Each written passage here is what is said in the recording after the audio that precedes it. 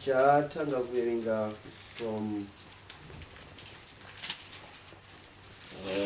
from verse 15.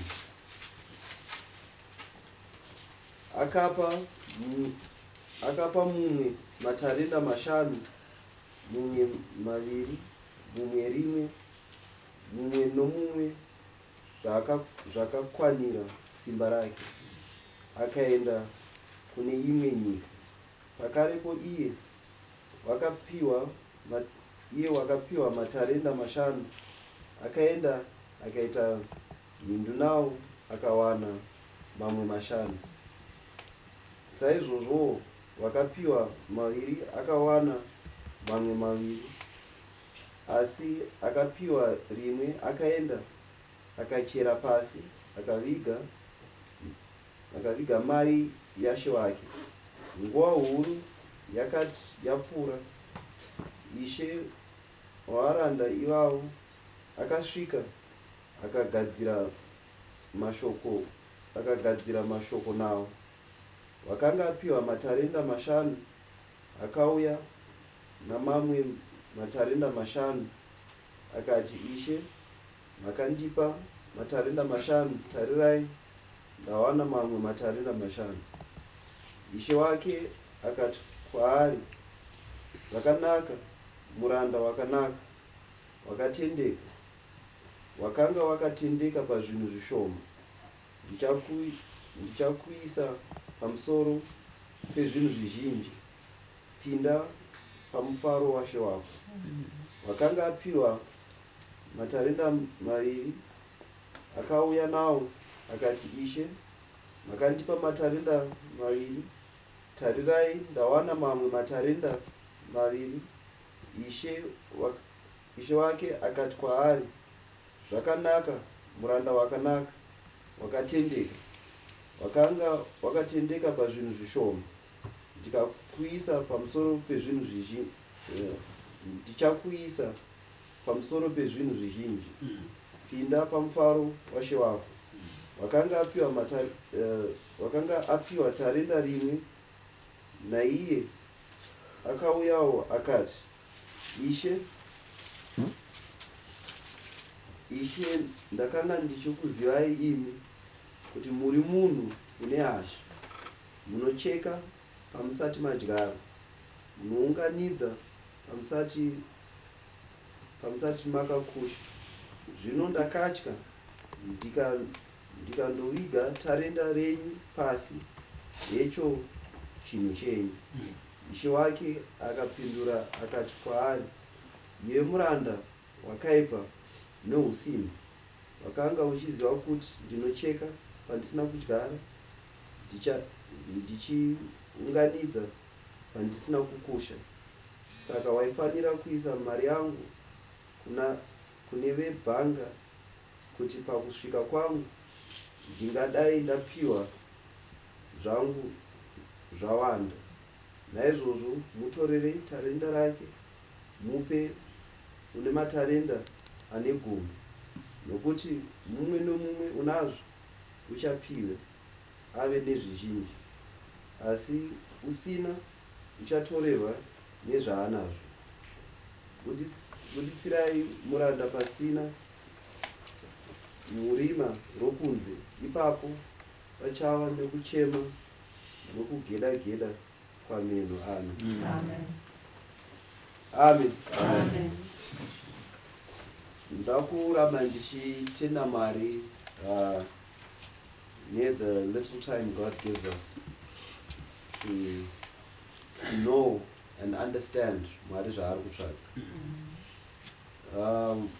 Mukatarisa and also ndakuramba ndichitenda Mwari even nekutaura kwawo since Saturday, Mwari achiedza kuti tinzwisise who God is and how he works in us.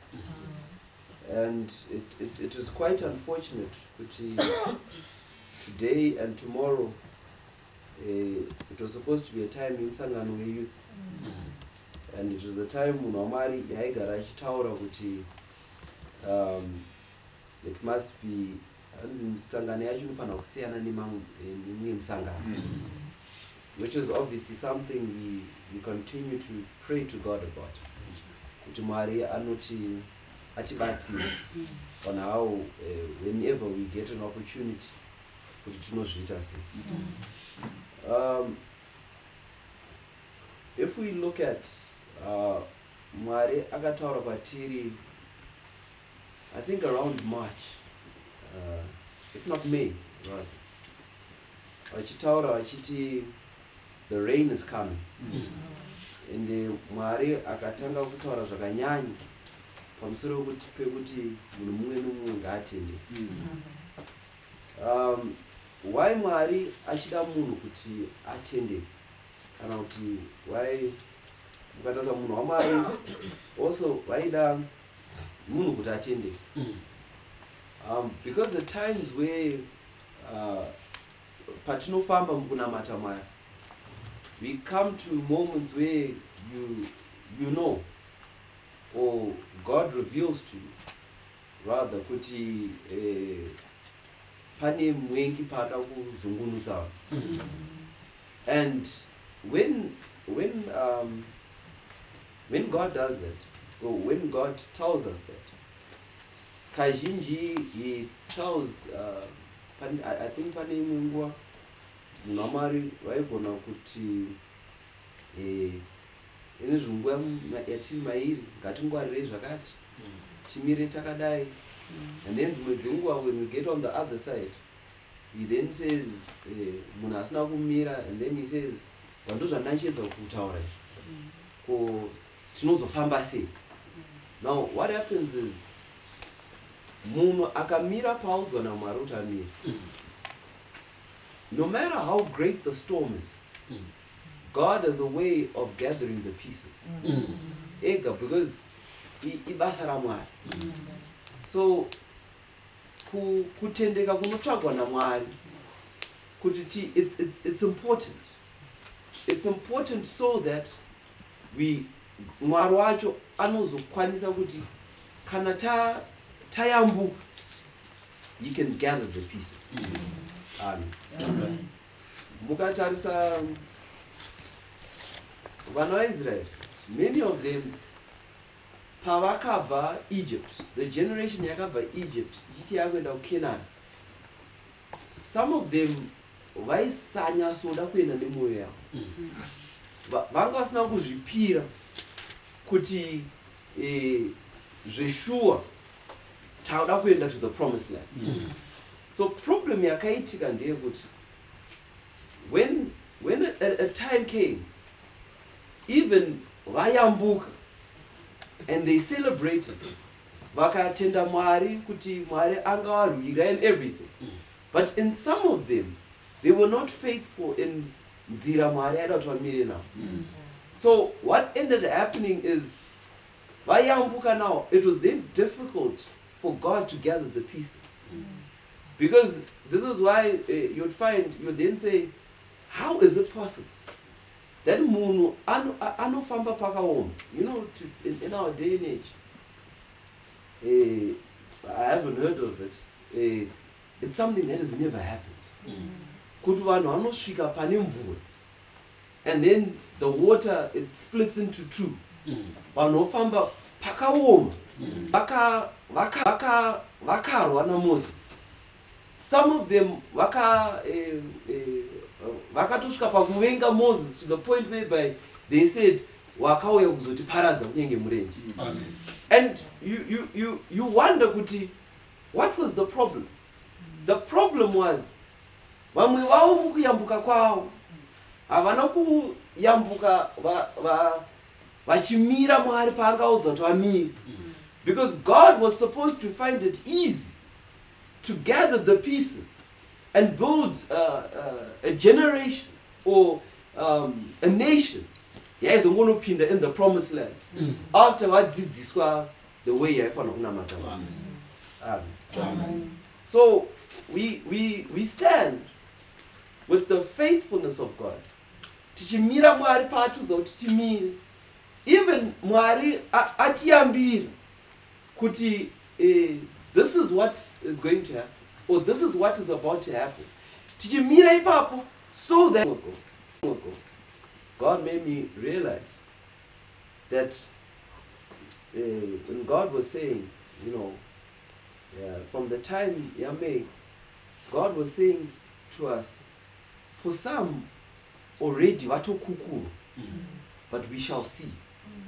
And then God was saying, but there are those who wachakukuru in the process. And then God also said, I think maybe a week or two ago, and then he said, the rain is amongst us, the water is amongst us. But God had made me realize that this water, it's got so much hate. The amount of hate I eat, and but then God said, but mumu akamira panufana kumira. I have a way of gathering the pieces. And the only thing I could remember was Munamari akat ondo dzese ndakamuka. Amen. So why is it important for people to stand where they're told to stand? When the time of gathering comes, because we're at a time where God is going to gather the pieces. And because he says, in some cases, vamwachanzwa simba rekunamata Mwari zvekuvandudzwa. And then so, but kana munhu asina kumira paakanzi naMwari kuti amire, there's nothing to gather. May God help us to understand. So it is important kuti titendeke. Now pandaverenga this passage, tiri vanhu vakasikwa naMwari. Amen. We are people who were called by God to worship. Hakuna munhu asina kudanwa naMwari kuti anamate Mwari. You are here because there is one who called you, and that is God. Yes.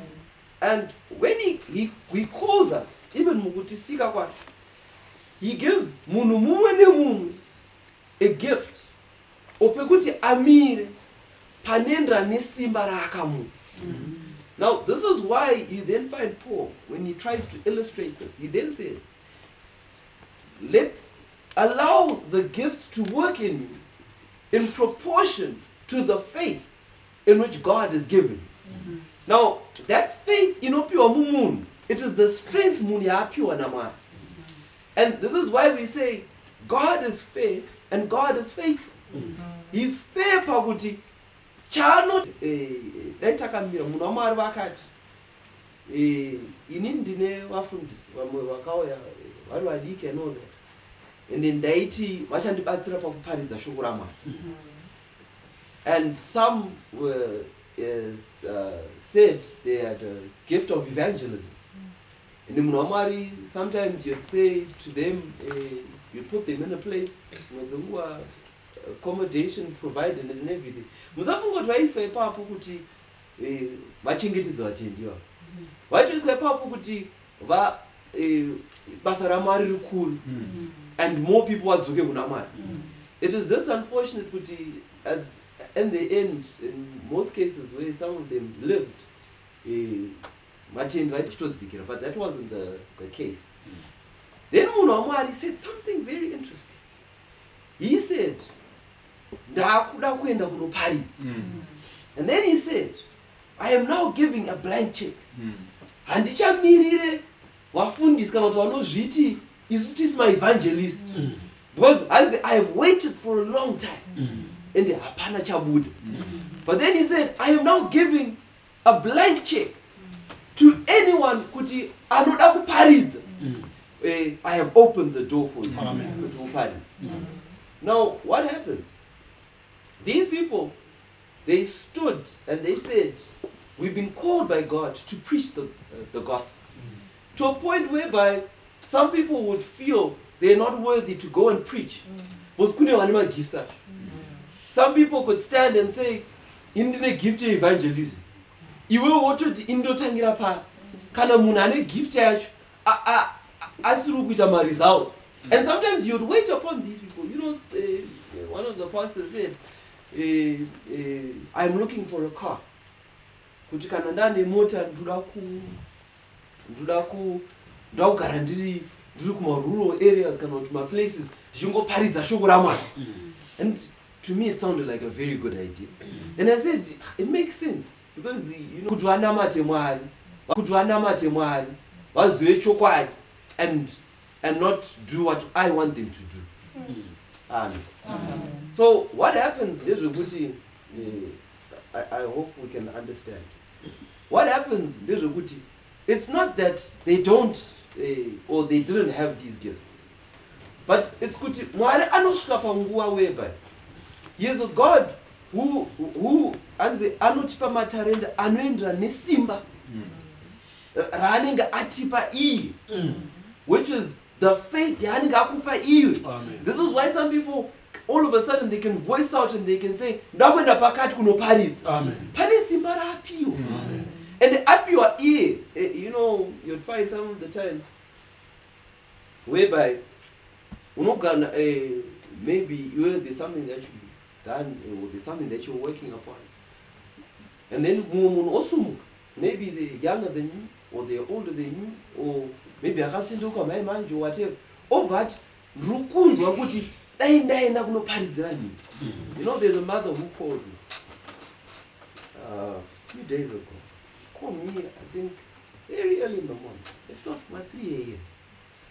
And then she said, "Tatadza kurara." Takati koinda, takati zvazvokuti so that I can pray. Mwana right, what's going on? And then she said, "Mwari anditambudza usiku wese. Achiti ndofanira kuenda kumusha kwedu ndinoparidza." Then she said, "I'm getting on the bus this morning and ndiri kuenda kunoparidza ikoko then ndodzoka." And I thought to myself, kumusha kwacho kuri. What is chii chaitika mumunhu? And then, you know, we lived at a time whereby you'd say munhu anotaura zvinoregedza kuzviti.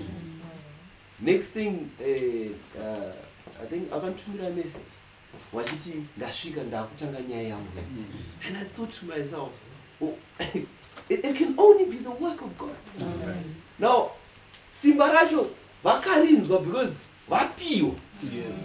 And vachita the faith yekuti ndichaenda anzi whether vanhu vakagamuchira vekumusha, but ndinoziva kuti inini ndaita basa Mwari andudzi because he has told me to do it now and I must come back. Ndakatoziva kuti pamwe pacho I think it's a bit too late.